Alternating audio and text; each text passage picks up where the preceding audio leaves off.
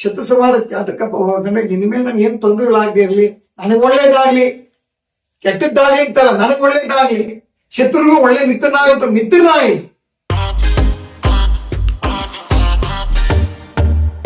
ಸ್ವಾಮೀಜಿ ಯಾಕೆ ಈ ಪ್ರಶ್ನೆ ಕೇಳ್ದು ಅಂದ್ರೆ, ಈಗ ನೀವೆಲ್ಲಾ ಮಾಧ್ಯಮಗಳಲ್ಲಿ ನೋಡಿರ್ಬೋದು, ನಮ್ಮ ಚಲನಚಿತ್ರ ನಟರಾದಂತಹ ದರ್ಶನ್ ಅವರು, ಡಿ ಬಾಸ್ ಅವರು ಒಂದು ಶತ್ರು ಸಂಹಾರ ಯಾಗವನ್ನು ಮಾಡಿಸಿರ್ತಾರೆ. ಸೊ ಅದಕ್ಕೆ ಕೆಲವರಿಗೆ ಮಾಹಿತಿ ಗೊತ್ತಿರೋದಿಲ್ಲ ಏನು ಅಂದ್ರೆ ಅಂತ. ಸೊ ಅದಕ್ಕೋಸ್ಕರ ಈ ತರ ಪ್ರಶ್ನೆ ಕೇಳಿದ್ವಿ. ಈಗ ಅವರಿಗೆ ದರ್ಶನ್ ಸಾಹೇಬ್ರಿಗೆ ಈ ತರ ಏನು, ಅವರು ನಾನು ಡೇಟ್ ಆಫ್ ಬರ್ತ್ ನಾನು ನೋಡಿಲ್ಲ, ಉದಾಹರಣೆ ಹೇಳ್ತೀನಿ. ಅವರು ಗ್ರಹಗತಿಗಳು ಸರಿ ಇಲ್ಲದ್ರಿಂದ ಅವರು ಚಾಲೆಂಜ್ ಸ್ಟಾರ್ ಹೆಸರು ತಗೊಂಡ್ರು. ಸಾರಥಿ ಪಿಕ್ಚರ್ ಒಳ್ಳೆ ಇದು ಮಾಡಿದ್ರು, ಯಶಸ್ಸು ಕಾಳಿದ್ರು. ತುಗುದೀಪ ಅವ್ರ ತಂದೆಯವರು ಹಿರಿಯ ಒಳ್ಳೆ ಕಲಾವಿದರು, ಅವರು ಮಗ ಪಾಪ ಅವ್ರು ಒಳ್ಳೆ ಸ್ಟಾರ್ ಆಗೋ ಹೊತ್ತಿಗೆ ಪಾಪ ಅವ್ರ ತಂದೆ ಕಳ್ಕೊಂಡ್ರು. ಎಲ್ಲಿ ಆದ್ರೂ ಒಳ್ಳೆ ಅವ್ರ ತಾಯಿ ಕೂಡ ಮಗನ ಒಳ್ಳೆ ಯಶಸ್ಸು ಕೊಡ್ಬೇಕು.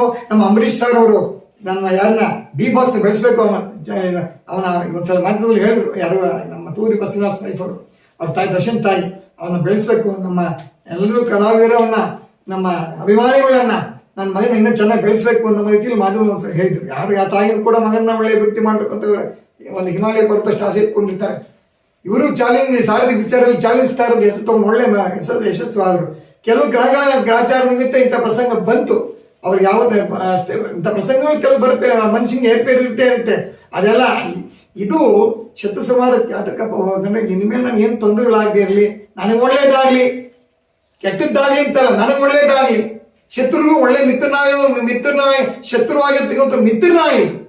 ಅದನ್ನ ಹೇಳಿ ವಿವೇಕಾನಂದರು ಏನ್ ಹೇಳಿದ್ದಾರೆ, ದ್ವೇಷಿಸುವವನನ್ನ ಪ್ರೀತಿಸು ಅಂತ ಹೇಳಿದ್ದಾರೆ.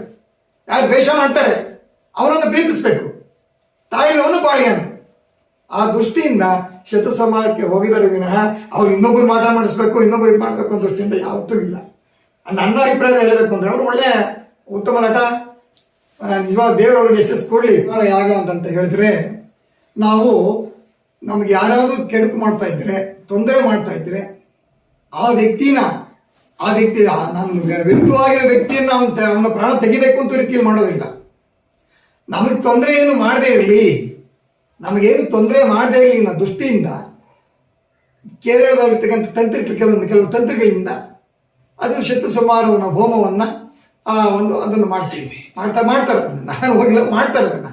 ನಾನು ಮಾಧ್ಯಮದಲ್ಲಿ ಹೇಳ್ತಾ ಇದ್ದೀನಿ, ಶತ್ರು ಸಂಹಾರಕ್ಕೆ ಅವನು ಕೆಡಕಾಲಿನ ದೃಷ್ಟಿಯಿಂದ ಮಾಡೋದಿಲ್ಲ. ವ್ಯಕ್ತಿ ಯಾರೇ ಆಗಿಲ್ಲ, ಅವನು ತೊಂದರೆ ಕೊಡ್ತಾ ಇದ್ದರೆ ಆ ತೊಂದರೆಯನ್ನು ನಮ್ಗೇನು ತೊಂದರೆ ಮಾಡಬಾರ್ದು, ಅವನು ನ್ಯೂಟ್ರಲ್ ಆಗಿರ್ಬೇಕು. ನಮ್ಮ ತಂಟೆಗೆ ಬರದ ಹಾಗೆ ಶತ್ರು ಸಂಹಾರ ಹೋಮ ಅಂತಂತ ಮಾಡ್ತಕ್ಕಂಥ ಸಹಜ. ಇದರಲ್ಲಿ ಈಗ ನಮಗೆ ಹಿಂದಿನ ಆದಿಶಂಕರರು ನಾಗಾಸಾಧುಗಳನ್ನ ಸೃಷ್ಟಿ ಮಾಡಿಬಿಟ್ರು. ಯಾವಾಗ ಈ ನಮ್ಮ ಬೇರೆ ದೇಶದಿಂದ ಮುಸಲ್ಮಾನರು ದಾಳಿ ಹಾವಳಿ ಜಾಸ್ತಿ ಆಯಿತು, ಅವ್ರು ಆದಿಶಂಕರ್ ಏನು ಮಾಡಿದ್ರು, ನಮ್ಮ ನಾಗಾಸಾಧುಗಳು ಅಘೋರಿಗಳನ್ನ ಸೃಷ್ಟಿ ಮಾಡಿದವರು ಏನು ಮಾಡಿದ್ರು, ನಾಗಾಸಾಧುಗಳನ್ನ. ಇವಾಗ ನಾವು ಮನೆ ಇದೆಲ್ಲ ಇದಾಯ್ತು ನೋಡಿ, ಯಾವುದೋ ಮೊನ್ನೆ ಇದರಲ್ಲಿ ತ್ರಿವೇಣಿ ಸಂಗಮದಲ್ಲಿ ಕುಂಭಮೇಳ, ನಾಗಾಸಾಧುಗಳು ಬ್ರಾಹ್ಮಿ ಮುಹೂರ್ತದಲ್ಲಿ ಬಂದು ಸ್ನಾನ ಮಾಡೋದು. ಅವರು ನಾಗಾಸಾಧುಗಳು ಮುಸಲ್ಮಾನರು ಯುದ್ಧ ಮಾಡುವ ಹಿಂದೂ ಧರ್ಮಕ್ಕೆ, ನಮ್ಮ ಹಿಂದೂ ದೇಶದ ರಕ್ಷಣೆ ಕೊಡ್ತಾರೆ. ಹಾಗಾಗಿ ಹಿಂದಿನಿಂದಲೂ ಕೂಡ ವೇದ ಉಪನಿಷತ್ತುಗಳು ಬಹಳ ವಿಶೇಷವಾಗಿರೋ ಶಕ್ತಿ ಇರ್ತದೆ. ಇದರಲ್ಲಿ ತಂತ್ರಗಳ ಮುಖಾಂತರ ನಾವು ಬೇರೊಬ್ಬರಿಗೆ ಕೆಡಕು ಮಾಡಬೇಕು ಅನ್ನೋ ಉದ್ದೇಶದಿಂದ ಮಾಡಕ್ಕೆ ಹೋಗಬಾರದು. ಇದೇನು ಅಂದರೆ ನನಗೆ ತೊಂದರೆ ಮಾಡದೇ ಇರಲಿ, ನನಗೆ ಯಶಸ್ಸಾಗಿರೋ ದೃಷ್ಟಿಯಿಂದ ಈ ಒಂದು ಏನಂತಾರೆ ಅದನ್ನ, ಇದು ಯಾಗವನ್ನು ಮಾಡ್ತಾರೆ. ಇದರಲ್ಲಿ ಈಗ ಒಬ್ಬ ಕ್ರಿಮಿನಲ್ ಏನೋ ಒಂದು ಯಾವ್ದು ಕೇಸಿಗೆ ಇದಾಗನೇ ಇದ್ರೆ, ಆ ಒಂದು ಕೇಸ್ ಬುಕ್ ಆಗಿದ್ರೆ, ಆ ವ್ಯಕ್ತಿ ತನ್ನ ಆತ್ಮರಕ್ಷಣೆಗೋಸ್ಕರ ಯಾವ ರೀತಿ ಕ್ಲೈಮ್ ಮಾಡ್ತಾನೆ, ಆ ರೀತಿ ತಂತ್ರಿಗಳ ಮುಖಾಂತರ ಹೋಮದ ಕೆಲವು ತಂತ್ರಿಗಳು ಅಂದರೆ ಅದಕ್ಕೆ ಆಗಿರ್ತಾರೆ, ವಿದ್ಯೆ ಕಲ್ತಿರ್ತಾರೆ ಅಂತ ತಂತ್ರಿಗಳ ಮುಖಾಂತರ ಹೋಗಿ ಪರಿಹಾರ ಮಾಡ್ಕೊಂಡು ನೀನು ತೊಂದರೆ ಇಲ್ಲ. ಇದು ಬಹಳ ಒಂದು ಒಳ್ಳೆಯ ಕೆಲಸ ಅಂತ ಹೇಳ್ಬಾರ್ದು. ಶತ್ರು ಸಮಾನ ಅಂದ್ಬಿಟ್ಟು ಶತ್ರು ಸಮಾನ ಪ್ರಾಣ ತೆಗಿಬೇಕು ಅಂತಲ್ಲ, ಅವನೇನು ನಮ್ಗೆ ತೊಂದರೆ ಮಾಡದೇ ಇರಲಿ, ಆ ಉದ್ದೇಶ. ಇದು ಯಾವಾಗ ಹುಟ್ಕೊಂಡಿದೆಯೋ ಇದು ಹುಟ್ಟಿದ್ದು ಯಾವಾಗ ಅಂತಂದ್ರೆ, ಇದು ಅನಾದಿ ಕಾಲದಲ್ಲಿ ಇದೆ, ಋಷಿಮುನಿ ಕಾಲದಲ್ಲಿ ಇದೆ. ಋಷಿಮುನಿಗಳು ತಮ್ಮ ತಪೋಬಲದಿಂದ ಅವರು ಏನ್ ಬೇಕಾದ್ರೂ ಮಾಡ್ಬೋದು, ಒಳಿತನ್ನ ಮಾಡ್ಬೋದು, ಕೆಡಕ್ ಮಾಡ್ಬೇಕು ಅಂತ ಹೇಳ್ತಾರೆ. ಕೆಟ್ಟನಾಗಿದ್ದು ಒಳ್ಳೇದು ಮಾಡ್ಕೊಂತ ಕೆಪಾಸಿಟಿ ಅವರಲ್ಲಿ ಇತ್ತು.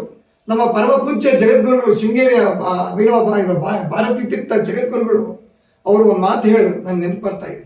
ಅವ್ರು ಏನು ಹೇಳಿದ್ರು ಅಂತ ಒಂದ್ಸಲ ಹೇಳಿದರು ಗುರುವಾಣಿಯವರಿಗೆ. ಒಬ್ಬ ವ್ಯಕ್ತಿ ಯಾರೇ ಆಗಿರಲಿ, ಅವನು ಒಂದು ಯಾವುದೇ ಒಂದು ಗೊತ್ತಿಲ್ಲದೆ ತಪ್ಪು ಮಾಡ್ತಾನೋ ಅಥವಾ ಕಂಡು ತಪ್ಪು ಮಾಡ್ತಾನೋ, ಒಂದು ಕೆಟ್ಟ ರೀತಿಯಲ್ಲಿ ಒಂದು ಇದರಲ್ಲಿ ಹೋಗ್ತಾ ಇರ್ಬೇಕಾದ್ರೆ ಅವನಿಗೆ ಒಳ್ಳೆಯ ರೀತಿ ಒಳ್ಳೆ ಸಲಹೆಯನ್ನ, ಈಗ ಹೋಗ್ಬೇಡಪ್ಪ, ಒಳ್ಳೆ ರೀತಿಯಲ್ಲಿ ಹೋಗಪ್ಪ, ಸದ್ಭಕ್ತಿ ಸದ್ಮಾರ್ಗ ಒಳ್ಳೆಯ ರೀತಿ ಇದರಲ್ಲಿ ಹೋಗಪ್ಪ, ಭಗವಂತನ ನಾಮಸ್ಮರಣೆ ಮಾಡಪ್ಪ, ಈ ರೀತಿ ಒಳ್ಳೆಯ ಸಲಹೆಯನ್ನ ಯಾವ ಒಳ್ಳೆಯ ವ್ಯಕ್ತಿ ಒಳ್ಳೆಯ ಸಲಹೆಯನ್ನು ಯಾವ ನೀಡ್ತಾನೆ, ಅಗಾಧವಾಗಿರ್ತಕ್ಕಂಥ ತೊಂದರೆ ಏನೇನು ತೊಂದರೆಗಳಿದ್ರು ಕೂಡ ನಿವಾರಣೆ ಆಗಿ ಆ ವ್ಯಕ್ತಿ ಈ ಒಳ್ಳೆಯ ಮಾನವನಾಗಿ ಬದುಕ್ತಾನೆ ಅಂತ ನನ್ನ ಮಾತನ್ನ ನಮ್ಮ ಪರಮ ಪೂಜ್ಯ ಜಗದ್ಗುರುಗಳು ಹೇಳಿದ್ದಾರೆ.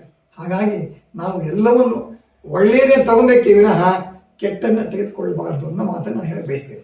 ಅಂದ್ರೆ ಈಗ ನಮ್ಮ ಶತ್ರುಗಳಿದ್ದಾರೆ ಅಂತ ಹೇಗೆ ಗೊತ್ತಾಗುತ್ತೆ? ಏನು ಅಂತ ಶತ್ರುಗಳಿದ್ದಾರೆ ಅಂತ ಹೇಗೆ ಗೊತ್ತಾಗುತ್ತೆ ಅಂದ್ರೆ ಅವ್ರು ನಮ್ಮ ಮೇಲೆ ಕ್ರೋಧನ ಮಾಡಕ್ಕೆ ಬರ್ತಾರಲ್ಲ. ಇನ್ನೊಬ್ಬ ಅವನಿಗೆ ಚಾಡಿ ಅನ್ನೋ ಪ್ರಶ್ನೆ ಇಲ್ಲ. ಅವನನ್ನು ತೊಂದರೆ ಮಾಡಕ್ಕೆ ಬಂದಾಗ ನಮಗೆ ಗ್ರಹಗತಿಗಳು ಯಾವ ಸರಿ ಇರೋದಿಲ್ವೋ ಅವನು ತೊಂದರೆ ಮಾಡಕ್ಕೆ ಬರ್ತಾನೆ. ನಮ್ಮ ಗ್ರಹಗತಿಗಳ ಮೇಲೆ ಡಿಪೆಂಡ್ ಆಗಿರೋದು ನಾವೆಲ್ಲ. ಗ್ರಹಗತಿಗಳು ಯಾವ ಸರಿ ಇರೋದಿಲ್ಲ, ಅವಾಗ ನಮ್ಗೆ ತೊಂದರೆಗಳಾಗ್ತದೆ. ಗ್ರಹಗತಿಗಳೆಲ್ಲ ಸರೋದ್ಮೇಲೆ ಎಲ್ಲ ಸರೋಗುತ್ತೆ.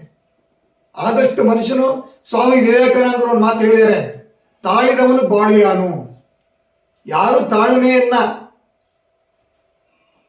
ಇಟ್ಕೋತಾನೆ, ತಾಳ್ಮೆ ಸಹನೆ ಸ್ವಭಾವ ಮಾನವೀಯತೆ ಇಂಗ್ಲಿಷ್ನಲ್ಲಿ ಹ್ಯುಮ್ಯಾನಿಟಿ ಅಂತಾರಲ್ಲ, ಇಟ್ಕೋತಾನೆ, ಅವನು ಜೀವನದಲ್ಲಿ ಯಶಸ್ಸನ್ನು ಸಾಧಿಸಬಲ್ಲ ಅನ್ನೋ ಮಾತನ್ನು ಹೇಳಬಯಸ್ತೀನಿ.